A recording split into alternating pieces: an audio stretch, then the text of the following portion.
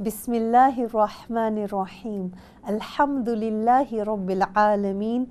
Wassalatu wassalamu ala Sayyidina Muhammad wa ala alihi wa sahbihi at-tayyibin at-tahirin. Assalamu alaikum, my dearest brothers and sisters, and welcome to this episode of Keys to Paradise with me, your sister in Islam, Mehwish. My dearest brothers and sisters, in the previous episode, I've been talking about the sins of the tongue. And insha'Allah, in today's episode, I will continue to speak about this organ. My dearest brothers and sisters, the companion Abdullah ibn Mas'ud, he said, "Ma shay'un ahaqqu bisijni min al-lisan. Ma shay'un ahaqqu bisijni min al-lisan." This means nothing deserves imprisonment more than the tongue. Nothing deserves imprisonment more than the tongue. Now other scholars, they said, "Mathalu lisani mathlu sab'i in lam tuthiqhu ada alayk. Mathlu lisani mathlu sab'i in lam tuthiqhu ada alayk." This means the tongue, it's like a beast. If you do not tie it up, then it attacks you. It is like a beast, this tongue, this organ. For if you do not tie it up, then it attacks you.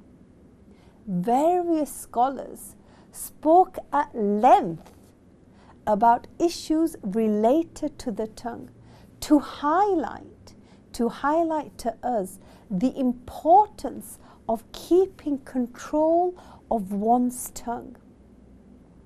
When asked about the one who controls and protects his heart the most, Dhunnun al-Misri replied, "The one who controls his tongue the most." Allah subhanahu wa ta'ala, He made the tongue a witness to what is in the heart. As mentioned by the great scholars of Islam, words of goodness, they reflect what is in the heart. Just as sinful and blasphemous words, they reflect what is in the heart. Now, amongst the sins of the tongue that I'm going to talk about today is to give false testimony. This means to lie whilst testifying. In other words, for example, for one to say, "I testify that such and such is the case," when that person knows that this is not the case. The sin of giving false testimony is so enormous to the point that our beloved Prophet Muhammad sallallahu alaihi wasallam drew similarity between it and associating partners with Allah. Now, this is only to show the severity of this sin, and it doesn't mean that the person reaches the level of kufr, no, to indicate the severity of this sin. Now, amongst the sins of the tongue is to put off paying one's debt when it is due and when a person is able to pay this debt. Now, this is a sin that is related to the tongue because the person verbally promises the lender of paying back the due money, and then he doesn't keep his promise. Now, it is permissible to warn people against such a person by saying, for example, be careful, do not deal with him because he does not give me my money back when it is due and he is able to give it back. Our beloved Prophet Muhammad sallallahu alaihi wasallam, he said in a hadith narrated by Abu Dawood and Nasa'i and Ibn Majah. He said, Layul wajidi yuhillu irdahu wa aqubatah. This means it is permissible to warn against the one who procrastinates in paying back his debt and to punish him. The next sin amongst the sins of the tongue is to curse, mock, or utter what harms a Muslim. My dearest brothers and sisters, amongst the sin of the tongue is without a religious excuse to curse a Muslim, to degrade him. This is an enormous sin. As our beloved Prophet Muhammad sallallahu alaihi wasallam explicitly mentioned in a hadith narrated by Al-Bukhari and Muslim. Now, this is true also in the case of damning a Muslim without a religious excuse. Damning refers to Allah withholding His mercy from a Muslim, from a person. Now, to emphasize the enormity of this sin, the Prophet said in a hadith narrated by Al-Bukhari and Muslim, لَعْنُ الْمُؤْمِنِ كَقَتْلِهِ لَعْنُ الْمُؤْمِنِ كَقَتْلِهِ. This means to damn a Muslim is like to kill him. Now, it does not mean that damning a Muslim is as enormous as killing him. However, it means that to damn a Muslim is an enormous sin, just as killing is an enormous sin. However, my dearest brothers and sisters, the scholars they mentioned that it is permissible to damn a Muslim for a religious excuse. Now here, if a Muslim is an enormous sinner, then it is permissible to damn him for one of two reasons: to warn against what he is doing, or to put pressure on him to leave the sin that he is doing. Now, there is an invalid saying that it is not permissible to damn anyone, whether Muslim or a non-Muslim, except those who are known with certainty to die as blasphemers, such as Abu Lahab and Iblis. However, my dearest brothers and sisters, there are several ahadith which prove otherwise. For example, Prophet Muhammad sallallahu alaihi wasallam, he mentioned that the angels damn until the dawn appears the woman who does not fulfill her husband's right in what pertains to sexual intercourse. Now, had it been not permissible, had it been impermissible to damn except those known for sure that they will die as blasphemers, then the angels would not have damned such a woman. Now, this hadith was narrated by Ibn Hibban, Al-Bukhari and Muslim. Amongst the sins of the tongue, my dearest brothers and sisters, is to mock, degrade, or address a Muslim unjustly with any harmful statement. This excludes the cases in which the Shara permits it. Also, amongst the sins of the tongue, it is prohibited, my dearest brothers and sisters, note, it is prohibited to do any harmful action to a Muslim, even without uttering words. An example is like making signals that breaks his heart. The next sin amongst the sins of the tongue is to lie about Allah and His Messenger.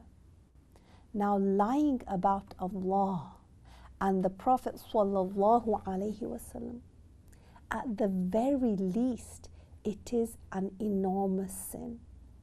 And sometimes it is even kufr.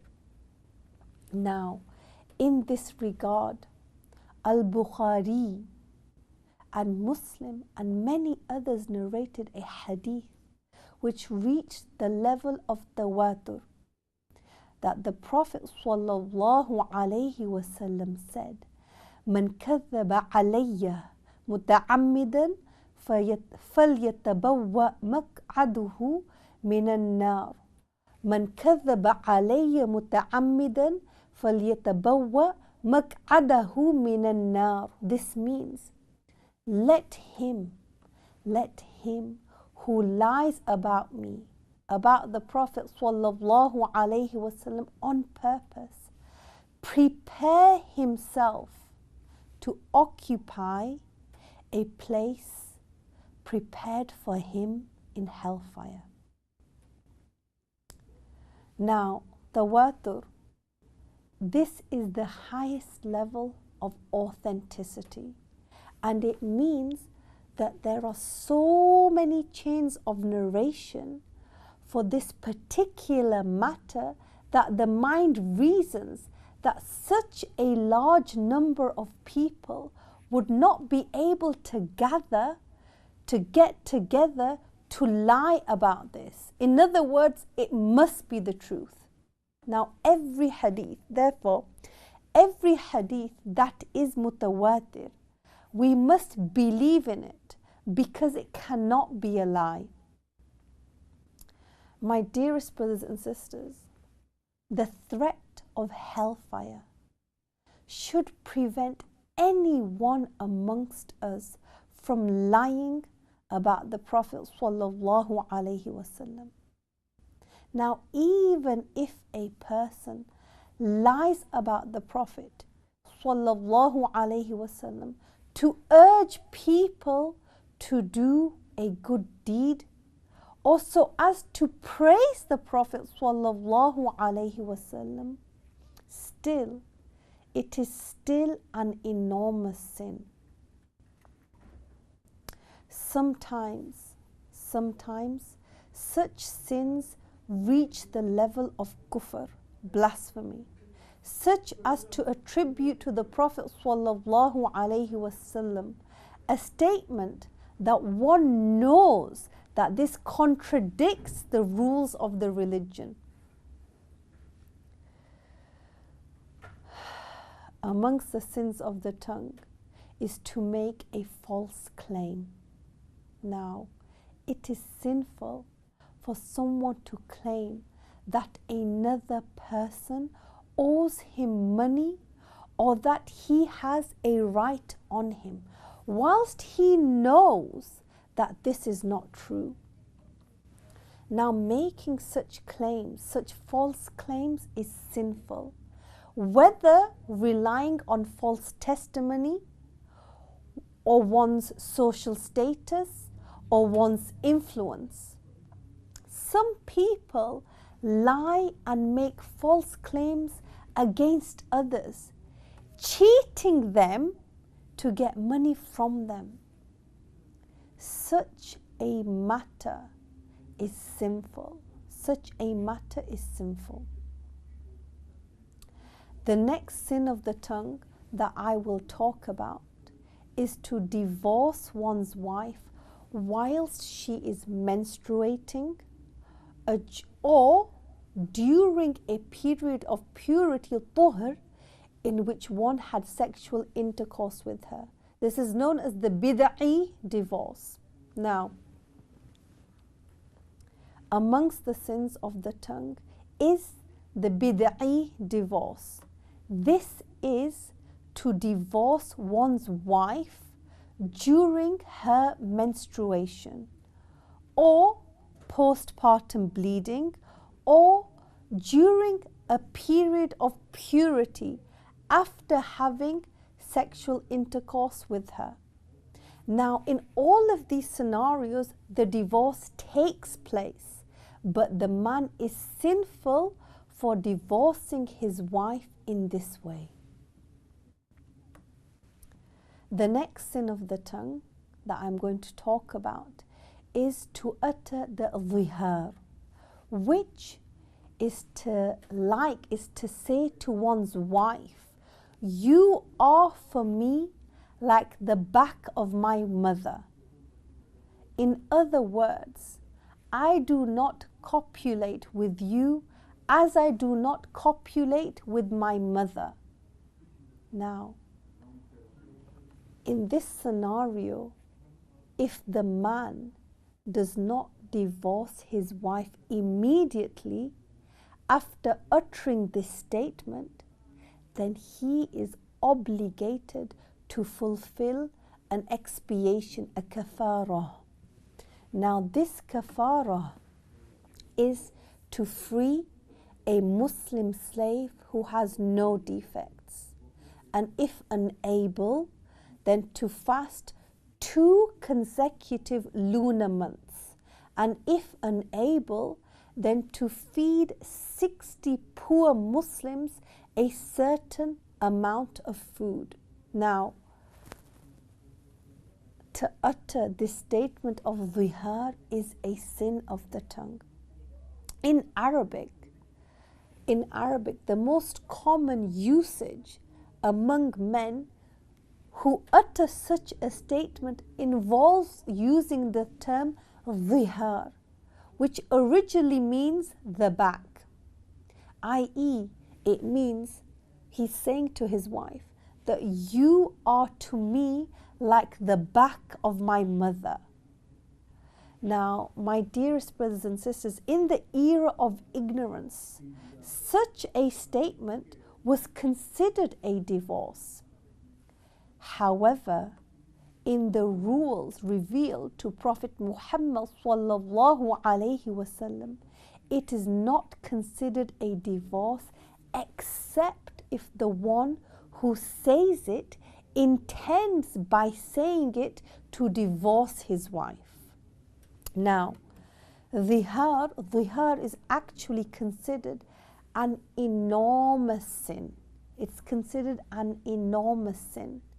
And it is referred to as zur, which means fabrication, because it places the man's sexual relationship with his wife at the same level as his relationship with his mother.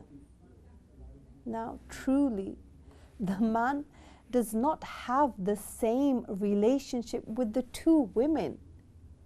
If the husband divorces his wife immediately after he utters these words, the words of zihar, then no expiation is due upon him. However, if he does not, then an expiation is due. Moreover, it is no longer lawful for him to have sexual intercourse with his wife except after he pays this expiation. Amongst the sins of the tongue, my dearest brothers and sisters, is to commit mistakes when reciting the Quran, or not, whether or not those mistakes change the meaning.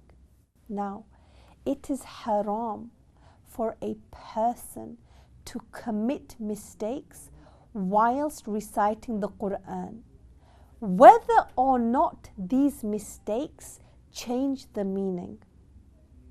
The ruling is the same when the mistakes are committed because of ignorance or carelessness. So the ruling is the same when the mistakes are committed because of ignorance or carelessness, except for the case when there is a slip of the tongue. Now, before one starts reciting by oneself, one must learn how to recite the Quran from someone who knows the correct recitation. This is the way to be safe. If one does not know how to pronounce the letters correctly from their exits, or changes the pronunciation of the words whilst reciting the Quran, then one does not start to recite by themselves. Rather, in this case, the teacher recites first, then one recites after him or her, so that the teacher can hear the recitation. If the teacher approves of one's pronunciation, one knows that one did it properly and recites in the same way in the future. If one pronounces the letters correctly from their exits and does not change the pronunciation of the words, then it is permissible for one to recite to a knowledgeable Quran teacher without the teacher reciting first. Now, in this case, the teacher only needs to listen to one's recitation and affirms that one is reciting in the correct way. My dearest brothers and sisters, the tongue is a means for us to acquire good deeds and reward, but it is also a means for us to acquire sin. My dearest brothers and sisters, among the greatest scholars of Islam, Imam al-Ghazali, he said about the tongue, he said, اللسان نعمة عظيمة جرمه صغير وجرمه كبير. اللسان نعمة عظيمة جرمه صغير وجرمه كبير. This means the tongue is a great endowment. It is a great endowment from Allah. Though small in size, its potential crime is enormous. Its potential crime is enormous. A person may utter words of praise and express thankfulness to Allah, for which he earns reward, while at the same time a person might use his tongue to utter a word that takes him out of Islam, thereby losing all his previous good deeds, all of them. In addressing his student Rabi', Imam al-Shafi'i said, لا تتكلم فيما لا يعنيك فإنك إذا تكلمت بالكلمة ملكتك ولم تملكها. This means do not haphazardly speak without a need. Once uttered, you no longer control the words, but they control you. In other words, once you speak a word, it will be to your benefit if it is good.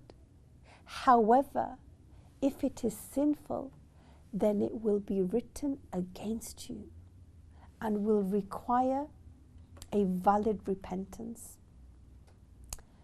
Insha'Allah, I hope you can join me in the next episode of The Keys to Paradise, in which I will continue to talk about the sins of this organ, the tongue.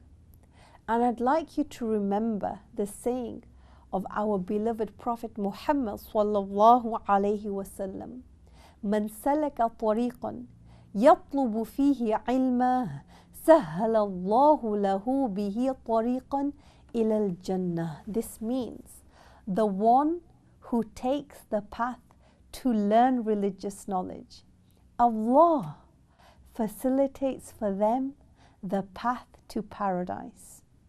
May Allah make us amongst the people of paradise, and Allah knows best. Assalamu alaikum wa rahmatullahi wa barakatuh.